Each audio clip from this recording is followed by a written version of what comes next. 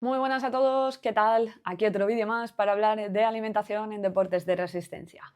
Bien, hace muy poquito hablé sobre el Ozempic aquí en el canal de YouTube. Es un fármaco que su principio, o sea, su función es aumentar los niveles de GLP-1, es decir, es un agonista de esta hormona.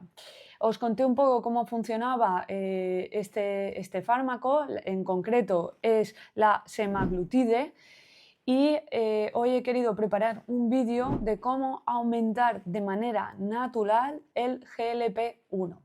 Al fin y al cabo os estuve contando que la principal función de este fármaco es el aumento de esta hormona. Esta hormona la producimos de manera natural en nuestro sistema digestivo y esta hormona actúa en muchos de nuestros órganos y en muchas de nuestras funciones corporales.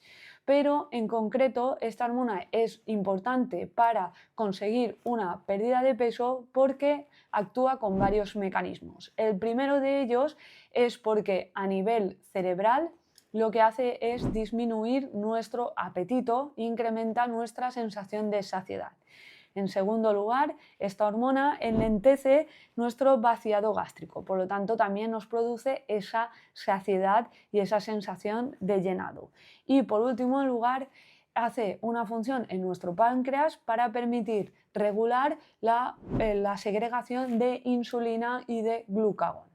Por lo tanto, se ha visto que utilizar diferentes estrategias, y en este caso voy a hablar de estrategias de alimentación que aumenten ese GLP-1, nos puede ayudar a bajar de peso.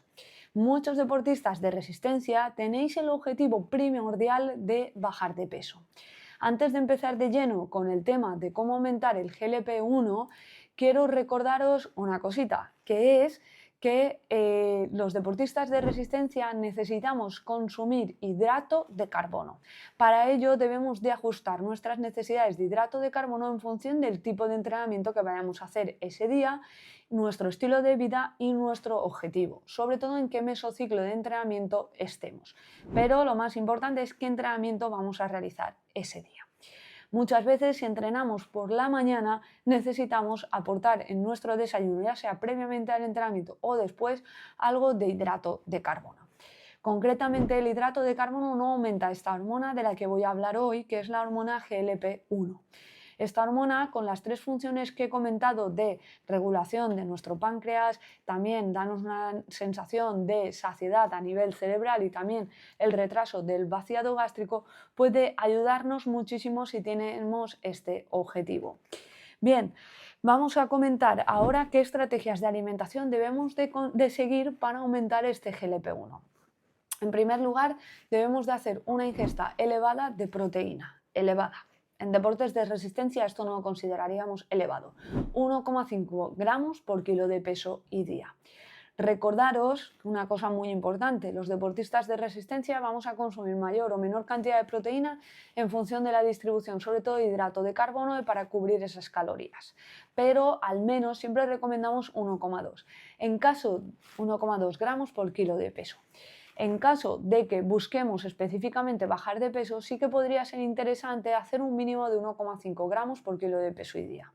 Recordaros que el aporte de proteína no va con el total del producto, es decir, 100 gramos de pechuga no aporta 100 gramos de proteína, esto es muy importante. De hecho, aproximadamente creo recordar que era entre 20 y 25 gramos de proteína, unos 100 gramos de pechuga de pollo. Aquí dándote un ejemplo, pero esto se puede aplicar a muchos grupos alimentarios. Bien, además de la utilización de proteínas, se ha visto en algunos estudios científicos que la utilización de grasa saludable puede también ayudarnos a aumentar ese GLP-1. Sobre todo hay un estudio concreto donde se hace una diferenciación entre el uso de aceite de oliva virgen extra o la utilización de mantequilla, y se vio que el aceite de oliva virgen extra puede ayudar a aumentar ese nivel de GLP-1, por lo tanto ayudarnos a saciarnos y reducir ese apetito. Recordaros también una cosa muy importante, que cuando queremos bajar de peso es muy importante provocar un déficit calórico. Por lo tanto, las grasas son un nutriente que aporta un alto nivel de calorías, es decir, por cada gramo son 9 kilocalorías. Así que el uso del aceite de oliva tendría que ir medido, aproximadamente decimos 2-3 cucharadas soperas al día, pero va a depender de cuánto pesas, qué objetivo tienes, qué gasto energético, etc. También se ha visto que la utilización de frutos secos puede aumentar nuestro GLP-1, esta hormona tan importante de la que estamos hablando hoy. Sobre todo se hizo un estudio de la utilización de 100 kilocalorías al día de fuente de pistachos y 100 kilocalorías al día de fuente de pan.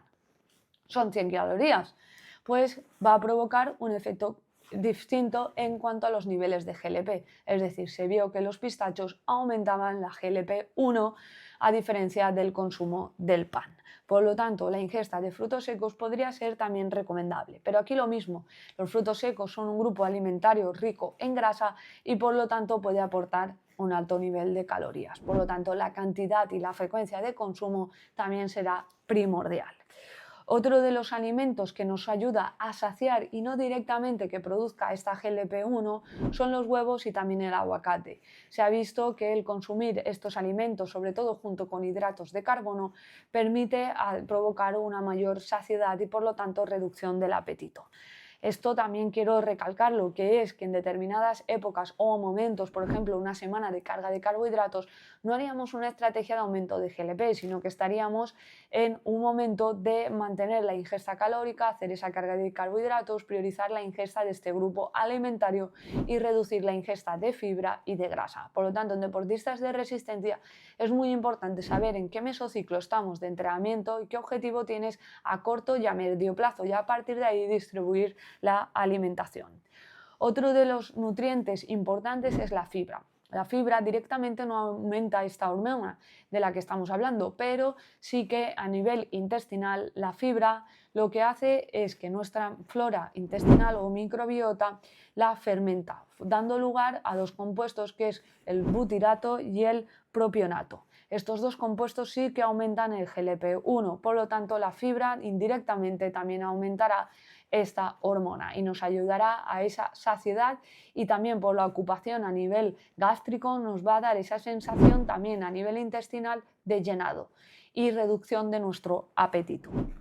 Otras sustancias son, por ejemplo, los probióticos, como es el caso de los lácteos, en este caso sobre todo los yogures o el kefir, puede dar lugar a aumentar esta hormona, y otras sustancias como es la cúrcuma, el té o el café. El café no directamente por la cafeína, sino por una serie de flavonoides que hay en presencia de estas sustancias, o sea, del café en sí, no la cafeína solamente, o sea que las cápsulas de cafeína no nos serviría para aumentar este GLP-1, pero sí que utilizar la cafeína. Y luego hay suplementos como el caso de la berberina, que también puede ayudar a aumentar este GLP-1, pero yo siempre voy a ser más partidaria de utilizar estrategias de alimentación para conseguir esa bajada de peso.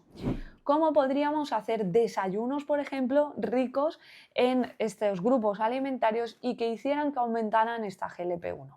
Ya sabéis que en mi opinión no es imprescindible desayunar, va a depender a veces en deportes de resistencia de cuándo vas a entrenar. Es decir, si vas a entrenar a primera hora en ayunas no pasaría nada, hacías el desayuno después para que sea una recuperación.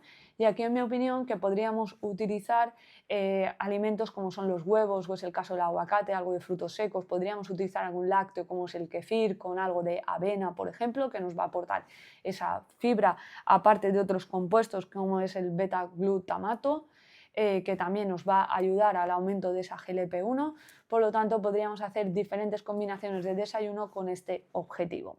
Bien, hasta aquí el vídeo de hoy, espero que os haya gustado este tema de la GLP-1 y recordarte que cada martes en mi newsletter publico información sobre alimentación en deportes de resistencia, así que suscríbete y dale like y suscríbete al canal de YouTube. Un abrazo a todos, chao chao.